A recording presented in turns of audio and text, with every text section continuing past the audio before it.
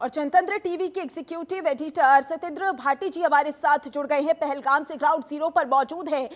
सत्येंद्र भाटी जी, कैसी तस्वीरें आप देख पा रहे हैं इस समय पर, क्योंकि जब ये हमला हुआ उसके बाद से ही पूरे देश में तनावपूर्ण माहौल हो गया था। कैसी तस्वीरें इस समय वहां पर? देखिए माधुरी, अगर तस्वीरों की आप जिक्र कर रहे हैं तो इस वक्त मैं पहलगाम में मौजूद हूं और ये वो जगह है कि जहां पर हमेशा हजारों की तादाद में सैलानी यहां पर रहते थे। लेकिन जरा तस्वीर दिखाइए कि एकदम से सन्नाटा पसरा हुआ है। यहां पर मार्केट पूरी तरह से बंद है, इक्का दुक्का लोग ही नजर आ रहे हैं। और ये जो लोग कुछ नजर आ रहे हैं, ये या तो यहाँ पर जो टैक्सी स्टैंड है, चूंकि यहाँ के ड्राइवर्स हैं, या फिर कुछ जर्नलिस्ट हैं जो कि दिल्ली और बाहर से भी लोग कवरेज के लिए यहाँ पर आए हुए हैं। और यहाँ पर पूरी तरह से सन्नाटा पसरा हुआ है, जबकि अमूमन इससे पहले देखा जाता था यहाँ पर हजारों की तादाद में। ये जो रोड है जिसके पास मैं खड़ा हुआ हूँ, यहाँ पर चलने के लिए, गाड़ी खड़ी करने के लिए जगह नहीं मिलती थी। लेकिन आज यहाँ पर सन्नाटा पसरा हुआ है, क्योंकि वजह ये रही है कि आपसे पहले भले ही कोई भी हालात देखने को मिले हों कश्मीर घाटी के, लेकिन वहां पर पर्यटकों के ऊपर ऐसा कभी हमला नहीं हुआ था। लेकिन यहाँ पर टूरिस्टों के ऊपर हमला होने के बाद से साफ मैसेज गया है, यहाँ पर टूरिस्टों की आने की संख्या एकदम से रुक सी गई है। और ये सबसे ज्यादा नुकसान जो कश्मीर के लोग हैं, जो लोकल लोग हैं, जो व्यापारी हैं, उनको सबसे बड़ा नुकसान हुआ है। क्योंकि पिछले साल करीब 2 करोड़ के आसपास यहाँ पर टूरिस्ट आए थे और अनुमान ये लगाया जा रहा था कि इस बार ये आंकड़ा 3 करोड़ के पार हो जाएगा। लेकिन इस घटना के बाद से यहाँ पर सारे व्यापारी एकदम से परेशान हो गए हैं, वो नाखुश है, क्योंकि ये घटना जो घटी है उसके बाद से उनकी कमर टूट गई है, ये तो साफ हो गया है। दूसरी बात, यहाँ पर जो अटैक हुआ उसके बाद जो भारत सरकार यहाँ पर एक्टिव हुई है, आज चूंकि बिहार में खुद प्रधानमंत्री मधुबनी गए थे, वहां पर उन्होंने जो स्पीच दी है, जो वहां पर हिंदी और अंग्रेजी में जो बातें कही हैं, वो काफी गौर करने वाली बात है माधुरी। उन्होंने साफ संदेश दे दिया है कि इस बार फुल एंड फाइनल हो जाएगा, इस बार किसी भी कॉम्प्रोमाइज के मूड में हिंदुस्तान नहीं है। राजनाथ सिंह पहले ही कह चुके हैं कि इस बार पाकिस्तान को कड़ा जवाब मिलेगा। और प्रधानमंत्री ने आज पहले हिंदी में अपना भाषण दिया है, हिंदी में अपनी बात कही है, और उसके बाद वर्ल्ड वाइड, ताकि ये बात उनकी पहुंचे, फिर उन्होंने इंग्लिश में भी अपनी बातों को दोहरा दिया है, ताकि पूरे विश्व में संदेश साफ हो जाए कि इस बार आतंक के खिलाफ लड़ाई फुल एंड फाइनल मोड में लड़ी जाएगी और इसको खत्म कर ही यहां पर सांस लिया जाएगा। तीसरी यहां पर अहम बात यह हो जाती है कि चूंकि यहां पर जो सीसीएस की बैठक हुई थी, उसमें सबसे बड़ी बात थी कि सिंधु जल समझौता, जो कि 1965 में हुआ था माधुरी, जिसमें 6 नदियां थी, 6 नदियों के बीच में यह तय हुआ था कि 3 नदियों के ऊपर भारत का अधिकार रहेगा और बाकी जो 3 नदी हैं उनके ऊपर 20% अधिकार भारत का रहेगा, बाकी पाकिस्तान को पानी दिया जाएगा। यही वजह रही थी कि इससे पहले भी कुछ इस तरह की भाषण बयानबाजी देखने को मिली थी पाकिस्तान से कि अगर सिंधु जल समझौता को भारत रोकता है तो हमारी सांसें रुक जाएंगी, उसको हम रुकने नहीं देंगे। तो ये तो मैसेज साफ कर दिया है कि उनकी लगभग सांसें थम गई हैं, क्योंकि सिंधु जल संधि जो हुई थी उसको सस्पेंड कर दिया गया है फिलहाल के लिए। तो ये एक बड़ा मैसेज दे दिया पाकिस्तान को कि अब आपके सामने जो हाथ मिलाने का हर बार रास्ता हम खोल कर रखते हैं, तब हाथ नहीं मिलाएंगे, अब हाथ को तोड़ेंगे हम। और आतंक के खिलाफ जब तक पाकिस्तान खुद भी इस लड़ाई में साथ नहीं देगा, तब तक पाकिस्तान को भी नहीं बख्शा जाएगा, ये साफ हो गया है।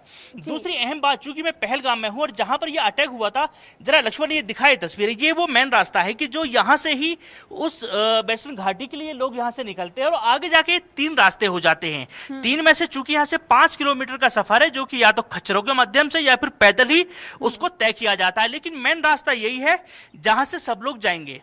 तो जाहिर सी बात है कि जो भी वहां पर टेररिस्ट पहुंचे हैं वो इसी रास्ते से ही निकले हैं और इसी रास्ते से होकर ही वो यहां से वेस्टर्न घाटी के लिए गए हैं, क्योंकि वो लोग इस बात को भली भांति जानते थे कि वहां पर सिर्फ और सिर्फ मांस मिलेगा, टूरिस्ट मिलेगा। तो ये तो तय था कि उन लोगों के मन में पहले से ही प्लानिंग थी कि वो पर्यटकों को ही इस बार अपना निशाना बनाएंगे, क्योंकि वहां पर फोर्सेज नहीं होती है। अमूमन कश्मीर में 370 जब तक नहीं हटी थी, जब तक काफी ज्यादा मुस्तैदी रहती थी, लेकिन 370 हटने के बाद जैसे जैसे सामान्य हो गए हालात, उसके बाद यहाँ पर थोड़ा सा फोर्सेज ने ढिलाई भी देनी शुरू कर दी, क्योंकि वो चाहते भी थे कि यहाँ पर 370 हट चुकी है, मामला सामान्य हो गया है, इस वजह से यहाँ पर थोड़ा सा लोगों को भी फ्री छोड़ा जाए। फिलहाल की खबर यह है यहाँ पर कि यहाँ पर डीजी सीआरपीएफ, आईजी और यहाँ पर एनआईए की टीम उसी वेस्टर्न घाटी में मौजूद है और वो जांच कर रही है, क्योंकि जिन आतंकियों ने यहाँ पर इस पूरी घटना को अंजाम दिया है वो अभी तक ना तो मिले हैं ना ही मारे गए हैं।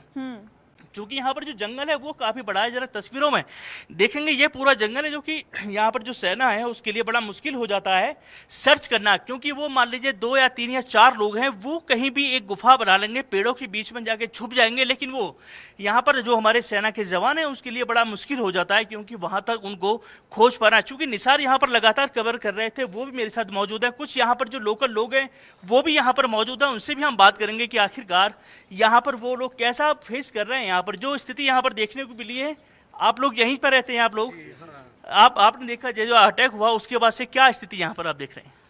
जी देखिए, हम लोगों को भी काफ़ी ज़्यादा दुख है। पहलगाम में ऐसा कभी आज तक हुआ नहीं था, पहली बार हुआ। हम लोग भी खुद परेशान है, ये क्यों हुआ पहलगाम में, जबकि हम लोगों के यहाँ यात्रा भी चलती थी और टूरिस्ट भी, जो टूरिस्ट हम अप्रैल में आते थे वो टूरिस्ट इस बार मार्च में आए थे, जो मई में आते थे वो अप्रैल में आए थे। तो ये मतलब मेन पीक सीज़न जो रहता है यहाँ पे अप्रैल और मई और जून रहता है। तो इतना टूरिस्ट हम लोगों को उम्मीद ही नहीं था कि कितने टूरिस्ट पहलगाम के अंदर थे। अभी आप देखिए पहलगाम की हालत क्या है, हम लोग भी परेशान हैं। और हम लोग ये गुजारिश एलजी साहब, नरेंद्र मोदी साहब से करते हैं, जिन लोगों ने भी किया ये, उन लोगों के खिलाफ सख्त से सख्त कार्रवाई और इनके जड़ तक जाइए जिन्होंने किया। अगर इसमें हमारी भी कोई मदद उनकी ज़रूरत लगे तो हम अपनी जान देने के लिए तैयार हैं, क्योंकि उन्होंने टूरिस्टों पे अटैक नहीं किया, उन्होंने हमारी रोजी रोटी पे किया और हमारे घर के परिवार में। हम लोग टूरिस्ट को टूरिस्ट नहीं समझते हैं, हम लोग अपने मेहमान समझते हैं, उनके अपने घर के परिवार समझते हैं, क्योंकि उनसे हमारी जो पूरी यहाँ कश्मीर घाटी जो चल रही है 99% टूरिज्म के ऊपर ही चलता है। टूरिस्ट का पैसा हर एक के पास, चाहे वो गरीब आदमी है चाहे वो अमीर आदमी है। हमारे आंखों में अभी भी आंसू आ रहे हैं, और किन अल्फाज से, चाहे वो हमारी बहनें थी, हमारे भाई थे जो यहाँ पे मतलब शहीद हुए, हम लोग वो अब कह नहीं सकेंगे कि किस अल्फाजों से हम कहेंगे। अगर हम लोगों को भी वो पता चलेगा कि कौन लोग हैं, अगर हमारी जान भी जाएंगे मगर उनको हम नहीं बख्शेंगे। माधुरी जरा देखिए, ये कश्मीर के लोग हैं, इनकी आंखें नम हो गई हैं, क्योंकि इनकी रोजी रोटी यहाँ पर चली गई है, इनका व्यापार ठप हो गया है। उनकी वजह से वो दहशतगर्द यहाँ पर आते हैं, पर्यटकों को अपना निशाना बनाते हैं, और वो टूरिस्टों को नहीं बल्कि कश्मीरियों को निशाना बना रहे हैं। क्योंकि अगर किसी के पेट की भूख मिटाने के लिए रोटी ही नहीं रहेगी तो आखिरकार इंसान जिंदा भी कब तक रहेगा। जो पूरी तरह से टूरिस्टों के ऊपर निर्भर रहते थे, उनकी रोजी रोटी यहाँ पर छीन ली गई। ये तस्वीरें देखिए यहाँ पर किस तरह का माहौल है, आप क्या कहेंगे सर? देखिए ये मैं समझ सकता हूँ उस परेशानी को, लेकिन यहाँ पर एक मैसेज देना होगा उन दहशतगर्दों को भी, क्या कहेंगे आप? हमें तो पहले दुख है सर, अगर उनको मारना ही था तो ये सीने भी तो खुले थे हमारे। आज तक हम मरते आए हैं, 30 साल से मैं वाबस्ता हूँ सर, फोटोग्राफ 30 साल से बालिग हुआ हूँ समझो, तो तब से आज तक नहीं देखा हमने ये सब। ऐसे बच्चों पे मतलब ऐसे कितने विधवा हो गए सर, हम तो खाना भी नहीं खा पाते घर पे। बच्चे भी जो हमारे हैं, छोटे बड़े बच्चे हैं सर, वो भी समझदार है, वो भी समझते हैं क्या हमारा जो सोर्सेस थे सब टूरिज्म पे था सर, तो वो भी समझते हैं। कल से मेरी आदत है, बच्चों के हर रोज़ 10-20 रुपये मांगते थे, लेकिन मैंने 2 दिन से देखा नहीं मांगते, क्योंकि असर पड़ा है सर। तो अब खुद देख रहे हो असर तो पड़ा है, क्या पता क्या होगा, लेकिन हम भी चाहते हैं कि एक ही बार हो जाए, जो हो एक ही बार हो। अगर ये पाकिस्तान ने किया है, मैं खुले दिल से कहता हूँ, तो एक ही बार जवाब दे दो। अभी आप बोल रहे थे सर जो सिंधु का मसला है, अगर पाकिस्तान ने किया, मैं कहता हूँ कि पानी बंद मत करो, पानी में जहर डालो, एक बार ख़त्म करो। अब हम भी बहुत बर्दाश्त कर चुके हैं, हमें भी गुस्सा है। अगर उन लोगों ने किया तो एक बार ये सब एक ही बार मसला ख़त्म करो, क्योंकि हमारे ये देखिए जी हमारी तो उम्र गई है, आगे हमारे बच्चों का भविष्य है सर, उनकी हमको सोचना है कि क्या वो भी इसी तरह जिएंगे कि आज मरना है या कल मरना है, भूखे मरना है। ये सब हमको बता, हमारा डिपेंड टूरिज्म पर है। हमको क्या करना है, उग्रवाद गान ये सब किस लिए? हमको नहीं, हम हिंदुस्तान के साथ ठीक है सर, अच्छा हुआ था, मतलब अब तो ठीक थे हम लोग। इन्होंने हमारे कश्मीरी में कहावत है सर, ये ग्रकविज नून, आप समझते हो सर, ग्रकविज नून मीन्स अभी हमारा सीज़न उबल रहा था, आ रहा था, स्टार्टिंग थी, तो इन्होंने उस पर नमक डाला, ये उस पर सीज़न पे ने हमारे ज़ख्मों पे नमक डाला। ये हम लिख कर रखेंगे सर, ये याद रखा जाए। ये आवाज उठने लगी है माधुरी कश्मीर के लोगों से, जब पहले भले ही यहाँ पर कुछ राजनीति के दबाव के चलते या राजनीतिक कारणों की वजह से यहाँ पर लोग कुछ विरोध करते थे, लेकिन आज वो ये कह रहे हैं कि एक बार में खत्म कर दो, क्योंकि हम नहीं जानते कि हम गोली से मरेंगे या फिर इस रोटी की भूख से मरेंगे। और यही वजह है इन लोगों की आंखें नम हो गई, आंखों में आंसू आ रहे हैं, और अपने बच्चों के भविष्य के बारे में ये चर्चा कर रहे हैं, सोच रहे हैं कि आखिरकार जिस डर के साए में हमने अपना जीवन निकाल दिया और क्या हमारे बच्चे भी इसी डर के साए में जिंदा रहेंगे? ये एक बड़ा सवाल है। और समझ लीजिए कि जब एक जमहूरियत यहां पर गुस्सा दिखाने लगती है तो उसके अंजाम अलग होते हैं, क्योंकि चाहे वो दहशतगर्द कोई भी हो, चाहे पाकिस्तान से आए हो, चाहे कहीं से भी आए हो, लेकिन जब यहाँ के लोग, सामान्य लोग जब गुस्सा दिखा रहे हैं तो निश्चित तौर पर अब उनका अंत भी निश्चित है। माधुरी, और यहाँ पर और आप लोग क्या चाहते हैं? काम धाम सब बंद हो गया है, यहाँ पर क्या कहेंगे? होना चाहिए, हमारा रोजी रोटी चलता है। हम सोचता अगर ऐसा हमला होना चाहिए, हमें कश्मीरी को जमा करना था, फिर हमारे ऊपर गोलियां ठोकनी थी। उनके जो हमारे मेहमान हैं उनके ऊपर नहीं गोली ठोकनी थी। वो हमारा मेहमान है, हमारा फैमिली का लोग था। इतना दुख हुआ, हमने खाना नहीं खाया, 3 दिन से खाना नहीं खाया। खाली हम बाजार आता, खाली चाय पीता, खाली चाय। घर में खाना भी नहीं खाता हूँ, कसम से इतना दुख हुआ।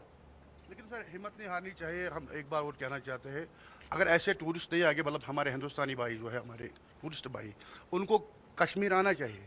अगर वो नहीं आएंगे, ऐसे मतलब डरेंगे, तो इनके जो हौसले थे, जिन्होंने ये सब कांड किया है, उनके हौसला बुलंद हो जाएंगे इससे कि हाँ हम कामयाब हो गई।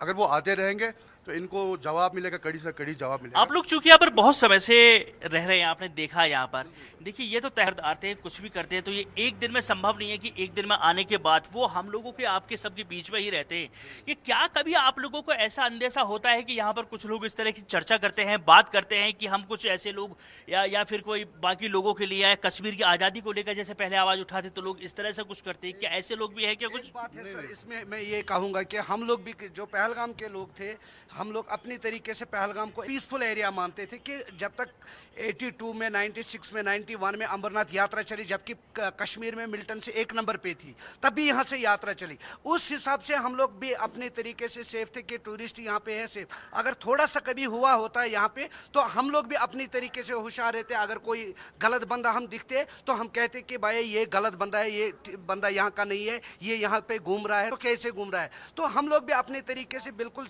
ये सोच रहे थे कि पहलगाम में आज तक कभी हुआ नहीं है और ना कभी होगा। अब हम लोग भी सोचते हैं कि अगर ये हुआ कैसे, और वो लोग आए कैसे। इतना सिक्योरिटी हर एक जगह पे है, और बिल्कुल वाइस सरन में पहुंच के इतना टूरिस्ट घूम रहा है, इतने सिक्योरिटीज है यहाँ पे, और कोई वीआईपी मूवमेंट भी, वहाँ पे कोई वीआईपी आता था वो भी वहाँ जाता था, फिर भी वो लोग वहाँ पे पहुँचे कैसे। हम लोग भी अपनी तरीके से ये परेशान है, और हम लोग भी इसकी तरफ अपने हिसाब से ध्यान दे रहे हैं कि वो लोग पहुँचे कैसे। ठीक है निशा जी जी। जैसे कि अभी बेताब वैली में हम काम करते हैं सर, पूरे सीसीटीवी से भरे हुए हैं।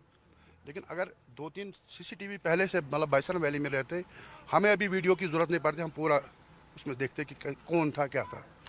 तो आप यहाँ की कश्मीर की जो पहले सरकार रही है या फिर फिलहाल जो सरकार है, उनसे आप लोगों ने कभी मांग नहीं की इस चीज़ को? यहाँ पर जो बॉडी है, जो लोकल बॉडी है, ये जिम्मेदारी चूंकि उनकी भी बनती है। किस लिए है सरकार, किस लिए है सर, सरकार किस लिए है? अभी देखिए उमर साहब से हम सवाल करते हैं कि उसने कौन सी मीटिंग की अभी टूरिज्म के बारे में। जैसे टूरिज्म स्टार्ट हुआ था, कोई मीटिंग ही नहीं हुई टूरिज्म की, कैसे बढ़ाना है, कैसे अरेंजमेंट करना है, हमने कहीं नहीं देखी। सिर्फ देखा है वो मुफ्त सवारी को गाड़ियाँ दी है उसने लेडीज़ के लिए, वो ही हमने अभी पहला उसका मतलब स्टार्टिंग देखा है। स्टार्ट किया उसने, फ्री में हमने गाड़ियाँ दी है। ये सब ये जो टूरिज्म मेन जो इंडस्ट्रीज है हमारी कश्मीर की, टूरिज्म है, 90% इस पर डिपेंड करते हैं सर।